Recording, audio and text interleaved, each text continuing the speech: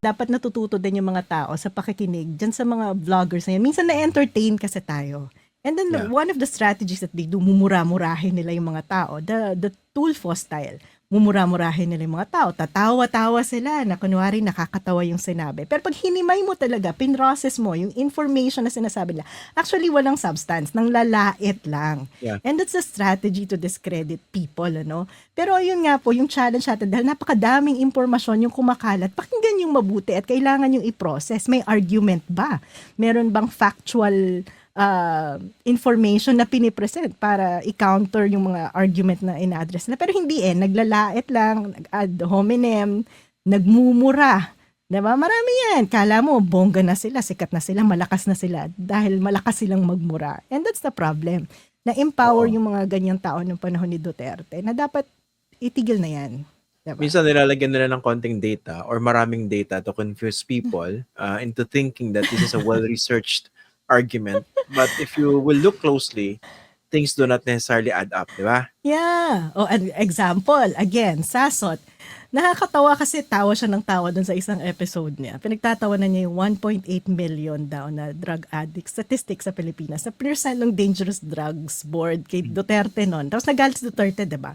He fired the director dahil dun sa data. Pero yung data na yun, may systematic methodology na ginamit yung government agency to produce a data. Tapos tawa lang siya ng tawa. Tapos sabi niya, confidence interval yan. Ha ha ha ha ha ha. Tapos yun, naniwala na yung mga tao. But she was never able to explain ano naman yung basis ng 3 to 4 million. So if that's the upper limit, ano yung interval mo? Di may lower limit pa sa 1.8 million, di ba? Pero gagamitan niya ng mga terms, gagamitin niya ng mga tawa. Yung mga tao naman, paniwala sa confidence interval without really knowing what confidence interval means, diba? Tama. At isa pa natin kailangan dito sa public discourse na ito, we have to really scrutinize people who present themselves as experts Yes. of certain fields. Mm-hmm. Diba? Hindi pwedeng, lahat alam mo. Yes. O nagpapanggap ka na lahat alam mo at maniniwala Correct. yung mga tao. At saka alam mo yung isang danger pa, and I asked this of universities, yung mga university, halimbawa yan, estudyante siya ng University of Business, in-add niya kasi ako as friend sa LinkedIn. Kaya nakikita ko yung profile. Talaga? Friends na pala kayo? Oo, in-add niya Grabe. ako as friend. Nag-friend request siya sa LinkedIn. Kaya nakita ko na siya ay estudyante sa University of International Business and Economics sa Beijing, China. Diba? So what can you say about a university tolerating their graduate students na nagpapakalat ng fake news? Sa academe dapat napaka-importante. Basic value yung intellectual honesty.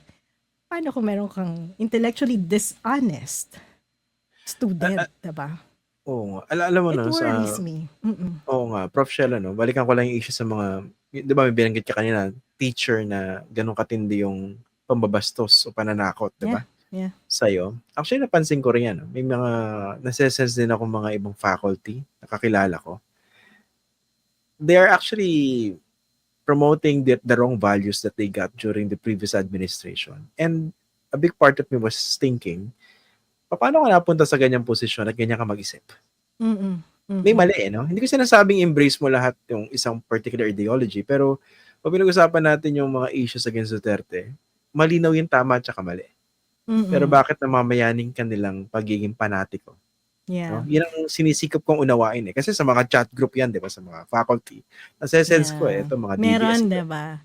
Meron Tapos doon ka nga magtataka kasi may iba't ibang level siya. So may mga taong talagang sinadya na maging leader, magpakalat ng maling informasyon. So yan yung may disinformation agenda. At yung pagpapakalat nilang informasyon ay tumutugon sa isang very specific political agenda.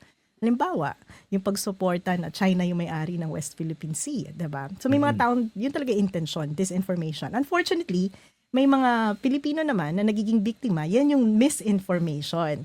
Ang problema din, yung iba naman, na-empower ng maling impormasyon and attitude kasi nga ginagawa nila yung mga palamura, ganyan-ganyan. So, nakakalimutan nila yung moral responsibility nila because of the anonymity ng internet. Nawawalan sila ng moral and ethical standard katulad nitong si Ruben Rivera na hindi na-realize ay real life din pala yung internet, no? So parang Yeah. marami tayong audience na kailangan i-address, tulungan. Siguro iba-iba yung punitive approach sa kanila kasi yung iba tanga lang, yung iba nakapaniwala sa misinformation. So yan mga yan biktima, 'di ba? To some extent maybe pwede pa nating isipin yung mga ibang tao na naging palamura, pwedeng naging biktima, pero kailangan nilang ma-realize na biktima sila eh. 'Di ba? Na-trigger yung ano nila yung parang barbaric tendencies. 'Di ba? Nakita nila sa leader nila nagmumura pala. Di ako rin. Oo. Diba? Pero to what extent mo pwedeng i-claim na biktima ka? Paano nga kung yung mga ibang tao sa lipunan natin na ina-expect natin na mag-step up as leaders, like teachers? Kasi as teachers, leader ka nagmo-mold ka ng mga estudyante. Paano kung yung leader mo na yung na-misled into thinking na ay may anonymity ako at pwedeng maging masamang ugali at maging masama at mag-threat online, diba? At some point, they have to take responsibility. Yeah. Diba? Kaya ngayon ang danger ng cybercrime. Kailangan lang malaman may cybercrime po yung mga pwedeng i-penalize sa penal code, pwedeng i-penalize sa cybercrime ng mas mataas ang penalty. FYI. Diba? Sige.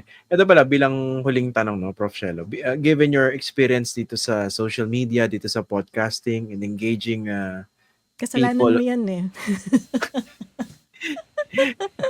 Hindi kaya, seryoso in all honesty, I'm very, very happy that we have someone like you joining this public discourse and leading the way.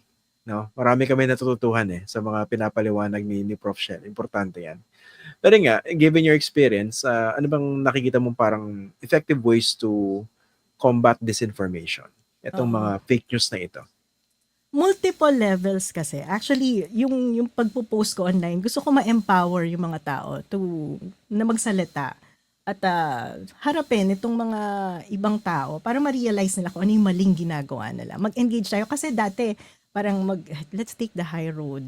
Diba? Mas decente tayo dyan. Huwag natin patulan. The truth will prevail. Mga ganon, no? Yes. Unfortunately, that did not happen Na-empower sila, lalo silang dumami at naging empower yung naging karapatan yung maging tanga. Hindi man lang nagpo-process ng information na parang okay lang magkaroon ng bobo na argument. And, na-normalize yung pagiging tanga. Yes. At saka yung smart shaming, di ba?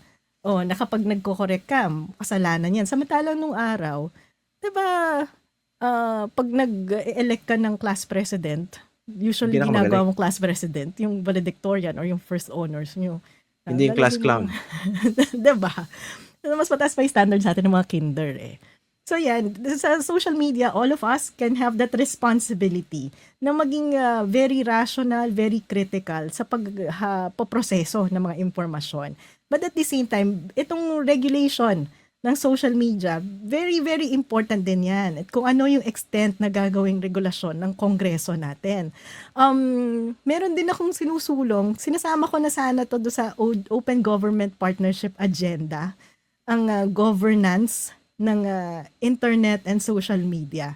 Kasi naniniwala ako na we should treat social media not just as a business. Kasi in other countries, ang may conversation lang about social media, yung representative ng social media sa business operator and the government. Kasi ang kadalasang usapan ay paano ba magiging fair yung sharing ng income between content creators and social media platform, diba? May or public good ang platforms diba? Or paano siyang itatax ng government. But for me, it's very dangerous kasi ang social media ay reflection na rin ng real life. So kung meron kang real life community, ito ay digital community. At dito ko nga pinapasok yung mga basic na karapatan natin na mamahayag. At hindi tayo dapat basta-basta nasa silence lang. Ito may concrete experience ako dito because I posted 2 videos. Actually, marami akong videos about PhilHealth criticizing government and Secretary Recto. And 2 of my videos on TikTok were muted. Tapos sabi ng TikTok, kasi daw may music na nagtumutugtog sa background. So, niresend ko sa kanila lahat ng videos. Kasi nirecord ko dito sa room at walang music. So, I keep on asking them, please explain why it was muted. And for me, very dangerous yan kapag ka ang nag-regulate lang, nagkakaroon ng alignment yung interest ng platform and the government.